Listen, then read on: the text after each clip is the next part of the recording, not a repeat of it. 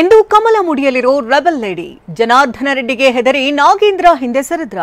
ರಾಮನಗರ ಜಿಲ್ಲೆ 10 ವರ್ಷಗಳಿಂದ ಜಿಲ್ಲೆ ರಾಕ್ಷಸರ ಕೈಗೆ ಸಿಕ್ಕಿದೆ ಎಂದ ಸಿಪಿ ಯೋಗೇಶ್ವರ್. ಬಿಎಸ್ವೈ ಕುಟುಂಬ ರಾಜಕಾರಣದ ವಿರುದ್ಧ ಹೋರಾಡ್ತೀನಿ ಅಂತ ಹೇಳಿದ್ಯಾರು? ಈ ಸುದ್ದಿಗಳನ್ನು ನೋಡೋಣ ಲೋಕ ದಂಗಲ್ ನ್ಯೂಸ್ ಟಾಪ್ 9 ನಲ್ಲಿ.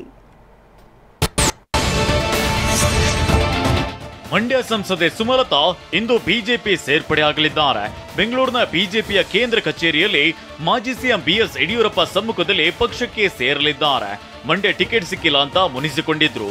ನಂತರ ಎಚ್ಡಿಕೆ ಅವರು ಸುಮಲತಾರನ್ನ ಮನವೊಲಿಸಿದ್ರು.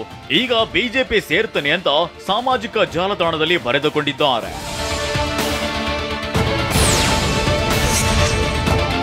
ಚಾಣಕ್ಯನ ಬುದ್ಧಿ ಮಾತು ಸಚಿವ ಜನಾರ್ದನ ರೆಡ್ಡಿಗೆ ಇದೆ ಅಂತ ಶ್ರೀರಾಮುಲು ಹೇಳಿದ್ದಾರೆ. ಬಳ್ಳಾರಿಯಲ್ಲಿ ನಡೆದ ಬಿಜೆಪಿ ಕಾರ್ಯಕರ್ತರ ಸಮಾವೇಶದಲ್ಲಿ ಮಾತನಾಡಿದ ಅವರು, ಮಾಜಿ ಸಚಿವ ಜನಾರ್ದನ ರೆಡ್ಡಿ ಬಿಜೆಪಿಗೆ ವಾಪಸ್ ಆಗಿದ್ದಾರೆ. ದಕ್ಷಿಣ ಭಾರತದಲ್ಲಿ ಮೊದಲ ಬಾರಿಗೆ ಬಿಜೆಪಿ ಅಧಿಕಾರಕ್ಕೆ ತಂದು ಇತಿಹಾಸ ಸೃಷ್ಟಿಸಿದ್ದಾರೆ ಅಂತ ಹೇಳಿದ್ರು. ನೀವು ಪೋಷಕರಾಗಲು ಕಾಯುತ್ತಿದ್ದೀರಾ? ಚಿಂತಿಸದಿರಿ. ಓಯಾಸಿಸ್ ಫರ್ಟಿಲಿಟಿ 90,000 ದಂಪತಿಗಳ ಜೀವನದಲ್ಲಿ ಸಂತೋಷವನ್ನು ತಂದಿದೆ. 7825893601ಗೆ ಕರೆ ಮಾಡಿ. ಅತ್ಯದ್ಭುತ ರಿಯಾಯಿತಿ ಪಡೆಯಿರಿ ಹಾಗೂ ಎಲ್ಲರಿಗೂ ಗುಡ್ ನ್ಯೂಸ್ ಕೊಡಿ. ನಾವು ಮಾತೃಪಕ್ಷಕ್ಕೆ ಮರಳಿರೋದು ಸಂತಸ ತಂದಿದೆ ಅಂತ ಜನಾರ್ದನ ರೆಡ್ಡಿ ಪತ್ನಿ ಲಕ್ಷ್ಮೀ ಅರುಣ ಹೇಳಿದ್ದಾರೆ. ಬಳ್ಳಾರಿಯಲ್ಲಿ ನಡೆದ ಬಿಜೆಪಿ ಕಾರ್ಯಕರ್ತರ ಸಮಾವೇಶದಲ್ಲಿ ಮಾತನಾಡಿದ ಅವರು, ಬಳ್ಳಾರಿ ಕ್ಷೇತ್ರದ ಅಭ್ಯರ್ಥಿ ಅಂತ ಬಿ ನಾಗೇಂದ್ರರನ್ನ ಪ್ರಚಾರ ಮಾಡಿದ್ರು. ಆದ್ರೆ ಜನಾರ್ದನ ರೆಡ್ಡಿ ಬಿಜೆಪಿ ಸೇರಿದ ಮೇಲೆ ಸೋಲಿನ ಭಯದಿಂದ ಹಿಂದೆ ಸರಿದ್ರು. 3ನೇ ಸಲ ಮೋದಿ ಪ್ರಧಾನಿ ಆಗ್ತಾರೆ. ತುಕಾರಾಂ ಗೆದ್ರು ಪ್ರಯೋಜನವಿಲ್ಲ ಅಂತ ಹೇಳಿದ್ರು. ನಾಗೇಂದ್ರ ಅವರ ಸಹೋದರ ಅಭ್ಯರ್ಥಿ ಅಂತ ಹೇಳಿ ಇಡೀ ಜಿಲ್ಲೆಯಲ್ಲಿ ಪ್ರಚಾರ ಮಾಡಿದ್ದಾರೆ. ಆದರೆ 25ನೇ ತಾರೀಕು ಜನಾರ್ದನ ರೆಡ್ಡಿ ಅವರು ಭಾರತೀಯ ಜನತಾ ಪಕ್ಷಕ್ಕೆ ಸೇರಿದ ತಕ್ಷಣ ನಾಗೇಂದ್ರ ಅವರು ಸೋಲಿನ ಭಯದಿಂದ ಹಿಂದಕ್ಕೆ ಸರಿದಿದ್ದಾರೆ. ಕಳೆದ 10 ವರ್ಷಗಳಿಂದ ರಾಮನಗರ ಜಿಲ್ಲೆ ರಾಕ್ಷಸರ ಕೈಗೆ ಸಿಕ್ಕಿದೆ ಅಂತ ಸಿಪಿ ಯೋಗೇಶ್ವರ್ ಲೇವಡಿ ಮಾಡಿದ್ದಾರೆ. ರಾಮನಗರದಲ್ಲಿ ಮಾತನಾಡಿದ ಅವರು, ಈ ಜಿಲ್ಲೆಯಿಂದ ಗೆದ್ದು ಇಲ್ಲಿ ಏನೂ ಸಿಗಲಿಲ್ಲವೆಂದು ಡಿಕೆ ಹೋಗಿದ್ದಾರೆ. ರಾಮನಗರದಿಂದ ಅಧಿಕಾರ ತೆಗೆದುಕೊಂಡು ಬೆಂಗಳೂರು ಅಗೆಯುತ್ತಿದ್ದೀರಿ. ಡಿಕೆಗೆ ರಾಮನಗರ ಬೇಕಿಲ್ಲ, ಲೂಟಿ ಮಾಡಲು ಬೆಂಗಳೂರು ಬೇಕಿದೆ ಅಂತ ತಿರುಗೇಟನ್ನ ನೀಡಿದ್ದಾರೆ. ತಾವು ರಾಮನಗರ ಬಂದಿರುವುದು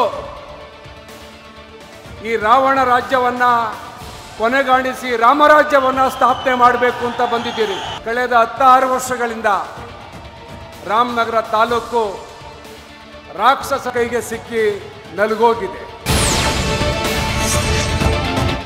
ರಾಜ್ಯದಲ್ಲಿ ಬಿಎಸ್ವೈ ಕುಟುಂಬ ರಾಜಕಾರಣ ನಡೆಯುತ್ತಿದೆ. ಇದರ ವಿರುದ್ಧ ಹೋರಾಟ ಮಾಡ್ತಿದ್ದೀನಿ ಅಂತ ಕೆಎಸ್ ಈಶ್ವರಪ್ಪ ಹೇಳಿದ್ದಾರೆ. ನಿನ್ನೆ ಕೆಂಪೇಗೌಡ ಏರ್ಪೋರ್ಟ್ ನಲ್ಲಿ ಮಾತನಾಡಿದ ಅವರು, ದೆಹಲಿಯಲ್ಲಿ ಗೃಹ ಸಚಿವ ಅಮಿತ್ ಶಾ ಭೇಟಿಗೆ ಅವಕಾಶ ಕೊಟ್ಟಿಲ್ಲ. ಬೇಡಿಕೆ ಇಟ್ಟಿದ್ದ ಪ್ರಶ್ನೆಗೆ ಉತ್ತರಿಸಲಾಗದೆ ಭೇಟಿಗೆ ಅವಕಾಶವನ್ನ ನೀಡಿಲ್ಲ. ಹೀಗಾಗಿ ಏಪ್ರಿಲ್ 12ರಂದು ಶಿವಮೊಗ್ಗ ಕ್ಷೇತ್ರದಿಂದ ನಾಮಪತ್ರ ಸಲ್ಲಿಸ್ತೇನೆ ಅಂತ ಹೇಳಿದ್ದಾರೆ. ಅವ್ರು ಡೆಲ್ಲಿ ಹೋದ, ಅವ್ರ ಆಫೀಸಿಗೆ ಫೋನ್ ಮಾಡಿದೆ, ಬನ್ನಿ ಟೈಮ್ ಹೇಳ್ತೀನಿ ಅಂತ ಹೇಳಿದ್ರು.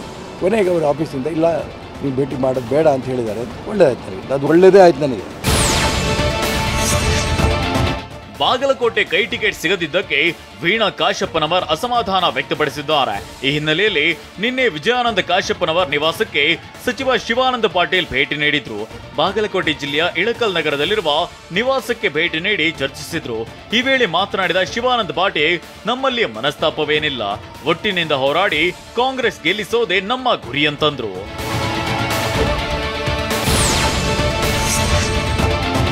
ನಮ್ಮಲ್ಲಿ ಯಾವುದೇ ಭಿನ್ನಾಭಿಪ್ರಾಯ ಇಲ್ಲ, ಎಲ್ಲರೂ ಒಗ್ಗಟ್ಟಾಗಿದ್ದೇವೆ ಅಂತ ಶಾಸಕ ಶಿವಾನಂದ ಹೇಳಿದ್ದಾರೆ. ಶಿವಾನಂದ ಪಾಟೀಲ್ ಭೇಟಿ ಬಳಿಕ ಮಾತನಾಡಿದ ಅವರು, ನಮ್ಮ ಪಕ್ಷದ ಅಭ್ಯರ್ಥಿಯಾಗಿ ಸಂಯುಕ್ತ ಪಾಟೀಲ್ ಸ್ಪರ್ಧಿಸಿದ್ದಾರೆ.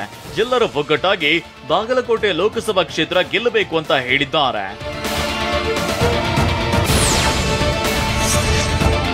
ಚುನಾವಣಾ ಪ್ರಚಾರ ಸಭೆಗೆ ಮೆಟ್ರೋ ರೈಲಿನಲ್ಲಿ ಶೋಭಾ ಕರಂದ್ಲಾಜೆ ಪ್ರಯಾಣಿಸಿದ್ದಾರೆ.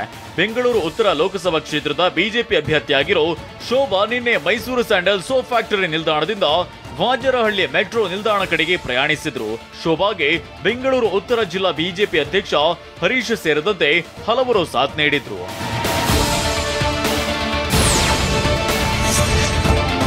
ಚಿತ್ರದುರ್ಗದ ಜೆಎಂಐಟಿ ಹೆಲಿಪ್ಯಾಡ್ನಲ್ಲಿ ಸಿಎಂ ಸಿದ್ದರಾಮಯ್ಯ ಆಗಮಿಸಿದ ಹೆಲಿಕಾಪ್ಟರ್ ಅನ್ನ ಚುನಾವಣಾಧಿಕಾರಿಗಳು ಪರಿಶೀಲನೆ ನಡೆಸಿದ್ರು.